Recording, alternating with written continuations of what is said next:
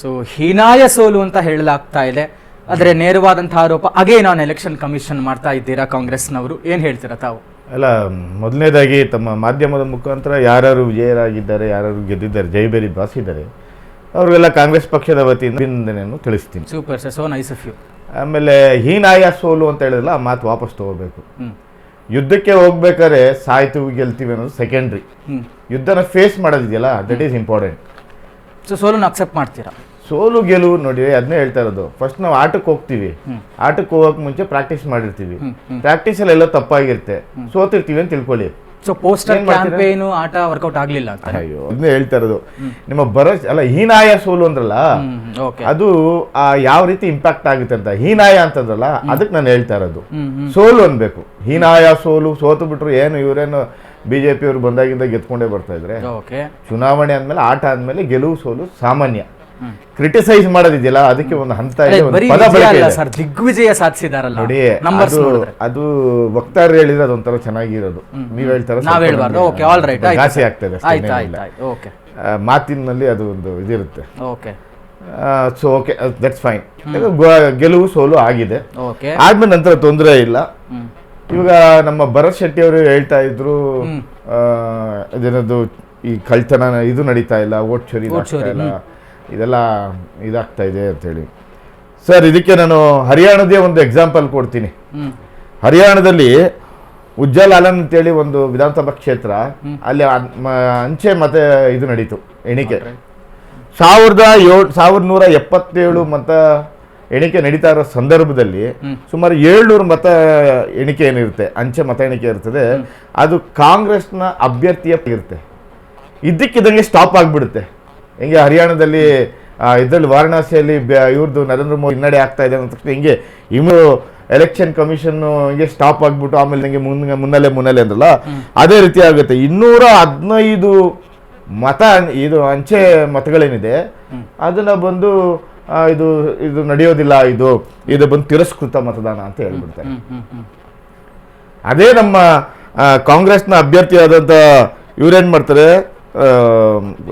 ನಮ್ಮ ವಿಜೇಂದ್ರ ಸಿಂಗ್ನವರು ಆ ಕೇಸ್ನ ತಗೊಂಡೋಗಿ ಪಂಜಾಬ್ ಮತ್ತೆ ಹರಿಯಾಣ ಕೋರ್ಟ್ನಲ್ಲಿ ಹಾಕ್ತಾರೆ. ಸರ್, ನಮ್ಗೆ ನೋಡಿ ಸರ್, ಈ ತರ ಅನ್ಯಾಯ ಆಗ್ತಾ ಇದೆ, ನೀವು ತನಿಖೆ ಮಾಡಿಸಿ ಅಂತೇಳಿ. ನಂತರ ಏನಾಗುತ್ತೆ, ಎಲ್ಲರೂ ಮಾಡ್ಲಿಕ್ಕೆ ಬರೋದಿಲ್ಲ. ಮತ ಅಂಚೆ ಯಾವ್ದು ಅಂಚೆ ಮತಗಳು ಬಂದಿದೆಯೋ ಅದನ್ನ ಮಾತ್ರ ಪರೀಕ್ಷೆ ಮಾಡಿ, ಅದನ್ನ ಮಾತ್ರ ಇದು ಮಾಡಿ ಅಂತ ಹೇಳಿದ್ದಾರೆ. ಎಲ್ಲೋ ಒಂದು ಕಡೆ ನೀವೇನಾಗ್ತಾ ಇದೆ ಅಂದ್ರೆ, ನನಗೆ ಈ ಚುನಾವಣೆ ಬರೋಕ್ ಮುಂಚೆನೆ ನನಗೆ ಇದರಲ್ಲಿ ಒಂದು ಗುಮಾನಿ ಇತ್ತು, ಅದು ಪ್ರೂವ್ ಮಾಡಬೇಕು. ಅದು ಮತ್ತೆ ಅವ್ರು ಅದನ್ನೇ ಹೇಳ್ತಾರೆ, ನಾವು ಇದನ್ನೇ ಹೇಳ್ತೀವಿ, ಅದು ಬೇರೆ ವಿಚಾರ. ಯಾವ ರೀತಿ ಅಂದ್ರೆ, ಈ ಚುನಾವಣೆ ನಡೆಯೋಕ್ಕೆ ಮುಂಚೆನೆ ಕೆಲವೊಂದು ಸಮೀಕ್ಷೆಗಳು ಹೇಳ್ಬಿಟ್ಟಿದ್ವು, ಇವರು ಬರ್ತಾರೆ, ಇವರೇ ಗೆಲ್ಲೋದು, ಮಹಾಗಠಬಂಧನ್ಗೆ ಸರಿ ಆಗುತ್ತೆ, ಅವರೇ ಮುನ್ನೆಲೆ ಬರುತ್ತೆ ಅಂತ ಸಮೀಕ್ಷೆಗಳೆಲ್ಲ ಹೇಳ್ತಾ ಬಂದ್ವು. ಸಮೀಕ್ಷೆಗಳನ್ನು ಒಪ್ಪಲ್ವಾ ನೀವು? ಎಕ್ಸಿಟ್ ಪೋಲ್ ರಿಸಲ್ಟ್ಸ್ ಏನೇನು ಬಂತು ಹಂಗಂತ ನೋಡ್ರಿ, ಎಲ್ಲಾನು ಒಪ್ತೀವಿ, ಒಪ್ಪದೇ ಇರೋದು ಸೆಕೆಂಡ್. ಅದು ನಾನು ವಿದಂಡವಾದ ಮಾಡಕ್ ಬರ್ತಾ ಇಲ್ಲ. ಹೀಗೆ ಅಂತ ನೋಡಿದ್ರೆ ಮಧ್ಯಪ್ರದೇಶನಲ್ಲೂ ಕೂಡ ಸಮೀಕ್ಷೆಗಳು ಹೇಳ್ತಾ ಇದ್ರು. ಮಧ್ಯಪ್ರದೇಶ ನಮ್ಮ ಏನು ಕಳೆದ ಬಾರಿ ಪಂಚರಾಜ್ಯ ಚುನಾವಣೆಗಳು ನಡೀತು, ಬಿಜೆಪಿ ಬರೋದೇ ಇಲ್ಲ ಅಂದ್ರು. ಸಮೀಕ್ಷೆಗಳೆಲ್ಲ ಸುಳ್ಳಾಗ್ಬಿಡ್ತಾ. ಹಂಗಂದ್ರೆ ಹರಿಯಾಣದಲ್ಲೂ ಬಂತು, ಮಹಾರಾಷ್ಟ್ರದಲ್ಲೂ ಬಂತು, ಏನೇನ್ ಬಂತು ಅಂತ ಗೊತ್ತಿದೆ ನಿಮ್ಗೂನು. ಈ ಚುನಾವಣೆಗಳು ಅವರೆಲ್ಲ ಅಲ್ಲಿನ ಇದ್ರ ಮೇಲೆ ನಡೆಯುತ್ತೆ, ಏನು ಆ ವಾತಾವರಣ, ಅಲ್ಲಿನ ಅನುಕೂಲ ಅನಾನುಕೂಲಗಳ ಮೇಲೆ ನಡೆಯುತ್ತೆ. ನಾವು ಮಾಡಿದ ಹೋರಾಟ ಪ್ರಾಮಾಣಿಕವಾಗಿತ್ತು, ಮಾಡಿದ್ದೀವಿ. ಚುನಾವಣೆ ಮೊದಲೇ ಅದಕ್ಕೆ ಮುಂಚೆನೆ 65 ಲಕ್ಷ ಮತದಾರನ ಬಂದು ತಿರಸ್ಕೃತ ಮಾಡ್ತಾರೆ. ಯಾವ ಕಾರಣಕ್ಕೆ? ಅದ್ರಲ್ಲಿ ಸುಮಾರು ಒಂದು 12 ಕಂಡೀಷನ್ಸ್, ರೂಲ್ಸ್ ಎಲ್ಲ ಹಾಕಿರ್ತಾರೆ. 65,000 ಮತದಾರನ ಯಾಕೆ ನೀವು ತೆಗೆದಾಕಿದ್ದೀರಾ ಅಂತ ಪ್ರಶ್ನೆ ಕೇಳಿದ್ರೆ, ಇಲ್ಲ ಅವರಲ್ಲಿ ಈ 12 ಅಂಶದ ಇದುಗಳಿಲ್ಲ, ಏನು ಡಾಕ್ಯುಮೆಂಟ್ಗಳಿಲ್ಲ ಅಂತಾರೆ. ಅದೇ ಬೇರೆ ರಾಜ್ಯಕ್ಕೆ ಹೋದ್ರೆ, ನಮ್ಮ ರಾಜ್ಯಕ್ಕೆ ಬಂದ್ರೆ ಸುಮಾರು 2,000ಕ್ಕೂ ಮೇಲ್ಪಟ್ಟು ಒಂದು 12,000ವರೆಗೂ ಮತದಾರರ ಸಂಖ್ಯೆ ಬಂದ್ಬಿಟ್ಟು 0 ಅಂತ ಇರ್ತದೆ. ಅದೇ ಚುನಾವಣಾ ಆಯೋಗಕ್ಕೆ ನಾವು ಅವ್ರದೇ ಡಾಕ್ಯುಮೆಂಟ್ ತಗೊಂಡಾಗ ತೋರಿಸ್ಬಿಟ್ಟು, ಯಾಕೆ ಸ್ವಾಮಿ ಇವ್ರು ಕೊಟ್ಟಿದ್ದೀರಾ ನೀವು, ಮನೆ ನಂಬರ್ ಎಲ್ಲಿ 0 ಇದೆ ಅಂದ್ರೆ ಆ ಶೆಲ್ಟರ್ ಕೆಳಗೆ ಮಲಗಿರೋರು, ಸೇತುವೆ ಕೆಳಗೆ ಮಲಗಿರೋರು, ಬ್ರಿಡ್ಜ್ ಕೆಳಗೆ ಕೂಡ ಭಾರತೀಯರೇ, ಅವ್ರಿಗೆ ಚುನಾವಣೆ ನಾವು ಹಕ್ಕು ನೀಡಬೇಕು ಅಂತಾರೆ. ಅದೇ 12 ಡಾಕ್ಯುಮೆಂಟ್ ಕೊಟ್ಟಿರುವಂತ ಈ ಮತದಾರನ 65 ಲಕ್ಷ ಮತದಾರನ ಕೈ ಬಿಟ್ಟಿದ್ದೀರಲ್ಲ, ಇವ್ರಿಗೆ ಏನ್ ಮತದಾರಲ್ಲ, ಇವ್ರೇನ್ ಭಾರತೀಯರಲ್ಲ, ಇವ್ರಿಗೇನು ಹಕ್ಕಿಲ್ವಾ? ಹೆಂಗೆ ಅದು? ನೀವು ಯಾವಾಗ 10,000 ರೂಪಾಯಿನ ನೀವು ತಗೊಂಡೋಗಿ ನೀವು 75 ಲಕ್ಷ ಮಹಿಳೆಯರ ಅಕೌಂಟ್ಗೆ ಹಾಕಿದ್ರು ಅವಲೇ ಗೊತ್ತಾಗುತ್ತೆ ನೀವೆಂತ ಒಳ್ಳೆ ಮೋಸತನ ಮಾಡಿದಿರಂತ. ಇಡೀ ಬಿಹಾರದ ಚುನಾವಣೆಗಳಲ್ಲಿ ಎದರ ರೆಕಾರ್ಡು ಇಷ್ಟು ಪರ್ಸೆಂಟೇಜ್ ಆಫ್ ವೋಟ್ 72% ಮಹಿಳೆಯರು ವೋಟ್ ಮಾಡಿದೆ ಫಸ್ಟ್ ರೀ. ಹೌದು, ಇದೇ ಫಸ್ಟ್. ಹೇಗ್ ನಡೀತಾ ಇದೆ? ಬೇಡವಾ ಸರ್? ಹೆಮ್ಮೆ ಪಡ್ಬೇಕು. 100% ಬಂದ್ರೆ ಹೆಮ್ಮೆ ಪಡೋಣ. ಯಾವ ರೀತಿ ಬರ್ತಾ ಇದೆ? 10,000 ಹೆಂಗ್ ಬರ್ತಾ ಇದೆ? ಯಾರು ಕೊಡ್ತಾ ಇದ್ದೀರಾ? ಏನ್ ನಡೀತಾ ಇದೆ ಚುನಾವಣೆ?